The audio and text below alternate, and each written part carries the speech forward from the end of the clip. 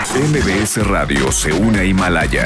Todo el contenido de MBS Radio lo encuentras en la aplicación gratuita de Himalaya. Querido Pedro Tello, qué gusto saludarte. Buenos días. Luis, buenos días. Qué gusto saludarte a ti y a quienes nos escuchan.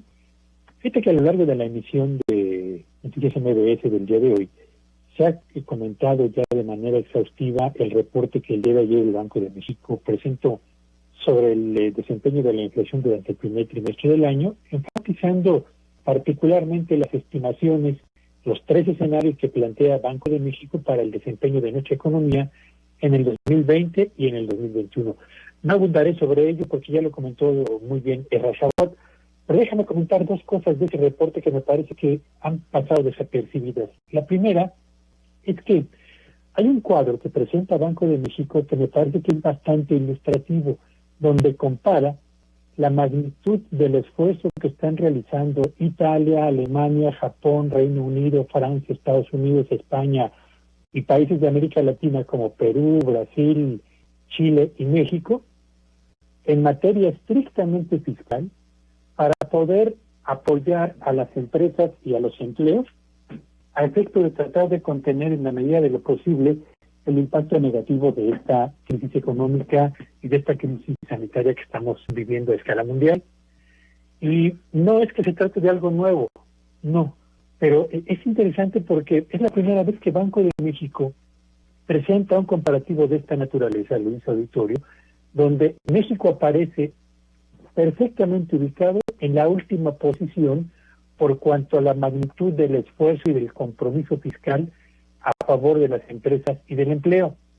Y comparte este cuadro, esta gráfica, Luis, un cuadro que me parece también muy importante, donde presenta cuáles son las 7 medidas fiscales que a escala mundial han estado impulsando diferentes países para contener la caída de la economía, para mantener a las empresas a flote y para evitar que el empleo colapse, y va comparando cuáles de estas 7 medidas se han estado aplicando en qué países, entre ellos México.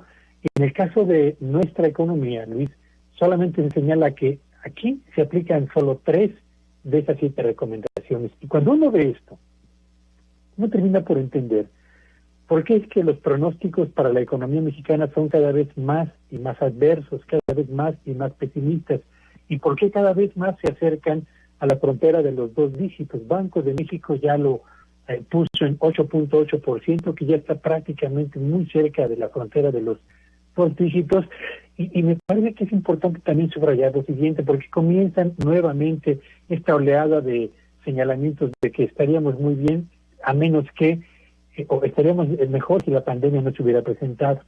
A ver, la economía mexicana empezó a enfriarse desde la segunda mitad del 2018, el último tramo de la administración de Enrique Peña Nieto. Eso es cierto. También lo es que el enfriamiento de nuestra economía se intensificó a lo largo del 2019 hasta colocarnos al cierre de ese periodo, Luis, prácticamente en una condición de estancamiento económico. Es evidente también que en las medidas de distanciamiento social del 2020, lo mismo que la interrupción en la operación de cadenas globales de actividad industrial, la operación de empresas que tuvieron que debió cancelarse temporalmente, y la caída de las exportaciones que han marcado nuestro avance en este 2020 han complicado seriamente el desempeño de la actividad económica nacional. Pero decir que sin el coronavirus estaríamos bien a flote y en crecimiento es una mentira que nadie podría creer en este momento. Y la última observación importante tiene que ver con cómo ve Banco de México 2021. Y es quizás el asunto más relevante, Luis, porque independientemente de cualquiera de los 3 escenarios que tomemos, que ha construido Banco de México para tratar de perfilar el futuro, lo cierto es que la estimación que hace Banxico de cuánto crecerá la economía mexicana en cualquiera de los 3 escenarios indica que ni siquiera recuperaríamos en el 2021 la mitad de la caída prevista para este 2020 en materia económica, lo que significa que nos tomará por lo menos 2 años, Luis Auditorio, recuperar el terreno que vamos a perder en este 2020 en función, uno, de la dimensión de la crisis que enfrentamos, pero también de la ausencia de un compromiso real del gobierno para impulsar medidas fiscales que permitan contener la caída y mantener a flote a las empresas y a los empleos. Muchísimas gracias, Pedro. Pues ya estaremos platicando más a fondo de estos temas. Te seguimos en tus redes sociales. ¿Cuáles son? Me encuentran en @Petello Villagrán, que es Twitter. Feliz jueves para todos. Feliz jueves, Pedro. Muchísimas gracias. MBS Radio se une a Himalaya. Todo el contenido de MBS Radio lo encuentras en la aplicación gratuita de Himalaya.